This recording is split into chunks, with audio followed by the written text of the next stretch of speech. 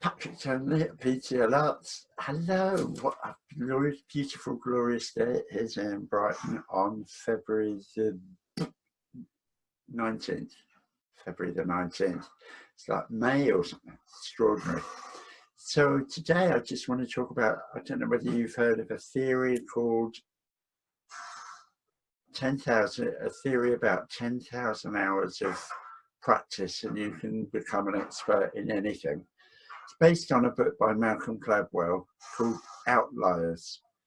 It's saying that anyone can master a skill with 10,000 hours of practice. So it's quite, I kind of quite like looking at things in this way. So initially I'm thinking, wow, this is a great thing to follow. So I just got my little notepad out and thought, without like reading the book, to be fair, it's like a psychology paper. So I'm sure there's elements of reality in it. You sort of like, there's a sort of trust and respect coming from somebody who's obviously done a whole load of research. So if you've got like 50 weeks, for example, and you work for 40 hours for 50 weeks, that's 2,000 hours in a year, isn't it? So in 5 years, that's 10,000 hours. So 10,000 hours, if I just devote like 40 hours, being that each day's got 24 hours, hasn't it?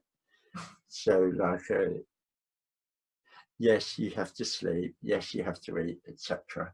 And you work, but hopefully the more you become an expert, you're working in what you're doing, the more that you start to do that, the further down the road you become towards becoming an expert, the more time you spend on it. And so like in my reckoning, the more time that I spend painting, for example, actually I'm sort of on it all day long, a lot more than 40 hours, because it's what I want to do as well. And I don't necessarily get revenue back for it all the time, by any means. Anyhow, so 10,000 hours. So if I was to say, like, I probably do 60 hours, say I do 60 hours a week, that means I'm doing like, that pumps it up by, that gives me another, that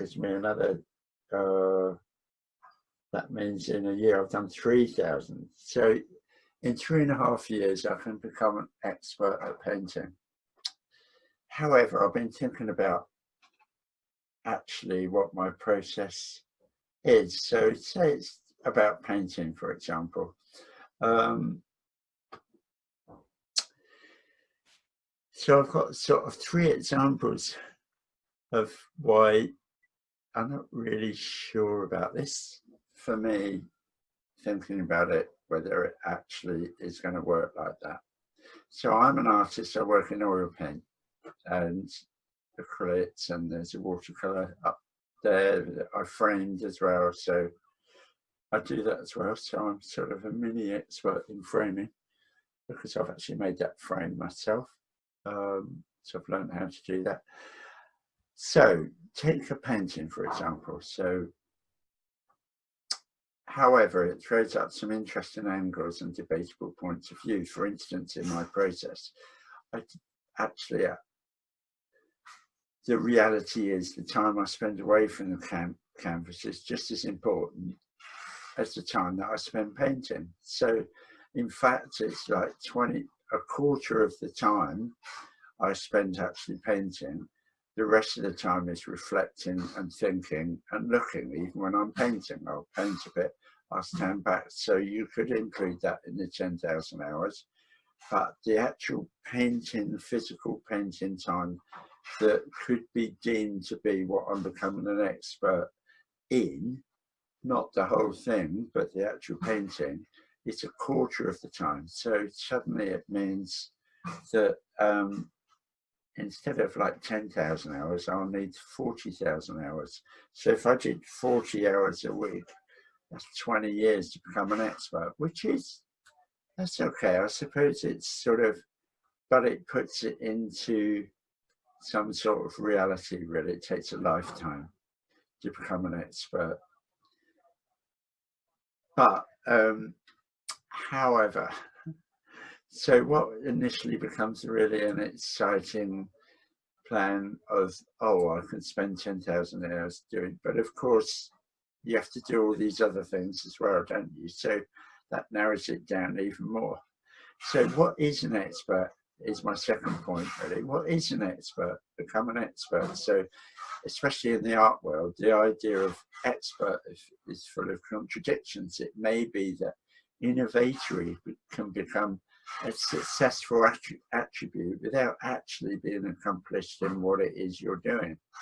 But it's like you come up with something that somebody hasn't done before. So is that an expert or not?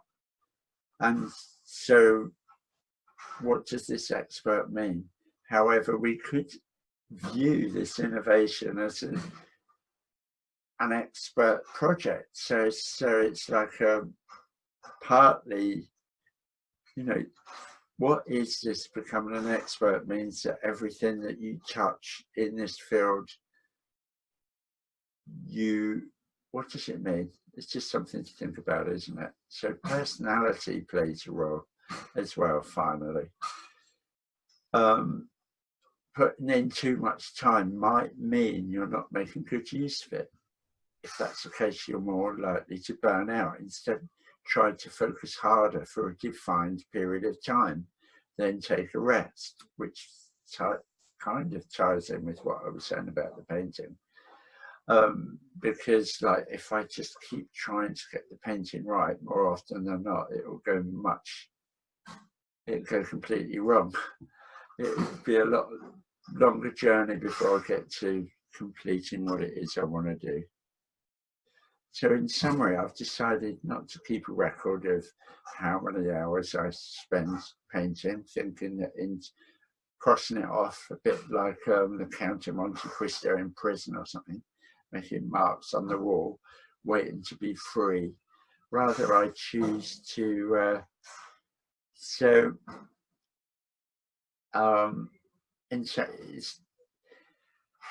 I hold true to the necessary routines to enable my body and mind to naturally understand the relationships between hand and canvas, or whatever medium I handle.